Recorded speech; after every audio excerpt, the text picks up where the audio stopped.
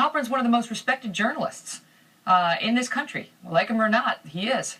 So his claim that Obamacare rations health care is getting a lot of attention. Today he has tried to walk back those remarks in a tweet in which he said, in Monday interview, I did not say death panels, nor do I believe ACA, meaning Obamacare, contains them. Was speaking of political policy challenge of independent advisory board cuts. My bad. Joining me now, Michael Cannon. He's written about this for Forbes.com. He's also the Director of Health Policy Studies at the Cato Institute. Michael, good to see you. How are you, Megan? I'm going to get to Halperin's walk back in a moment because I want to play to viewers again what he specifically said and what his denial is, because it seems very suspicious that now he's claiming he did not say X when the tape simply is pretty clear he said X. But this issue about death panels and this board has been a real point of contention when it comes to Obamacare from the beginning. Is it true what he said initially on that tape, that the death panels, so-called death panels, and rationing are built into this law?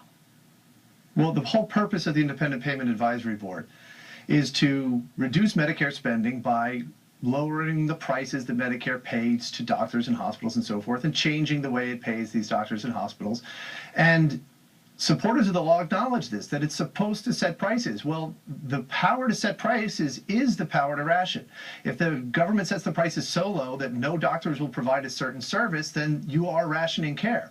But the IPAB, as we call it, can even go beyond that. It can, despite a prohibition on rationing that's in the statute, it can even tell seniors you're not going to get specific treatments. And the reason is that that prohibition on rationing is absolutely unenforceable. It is toothless. The IPAB can do whatever it wants, and it's going to take 60 votes in the Senate to override and block what the IPAB did. Is there some political check on the IPAB? In other words, they start denying seniors a bunch of end-of-life care, and the American people are going to rise up. Well, first, I want to clarify something. The whole idea of death panels is a very inflammatory term.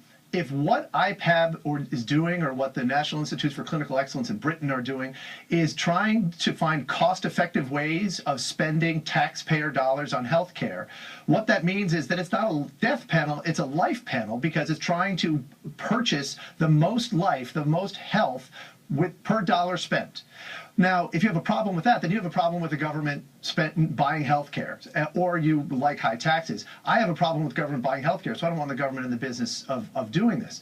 But this is baked into the cake, as Halperin said. This is part of Obama's plan, and he has not been honest with the American people about this aspect of it. Now, you have been talking about this for some time as somebody who studies the health care law, and I thought it was interesting that, Mark came out and said what we heard him say on the Steve Malzberg show, and then he sends out yet another tweet. We showed you the one tweet he tried to walk it back in. The second one reads as follows: Howard Dean, the IPAB is essentially a healthcare rationing body. Again, not endorsing that. Halperin says, again, I am not endorsing that view, but shows coming political challenge. I am not endorsing the that view that this is a healthcare rationing body. You go back to what he said on the show, and let's hear it again. All right, so you believe that the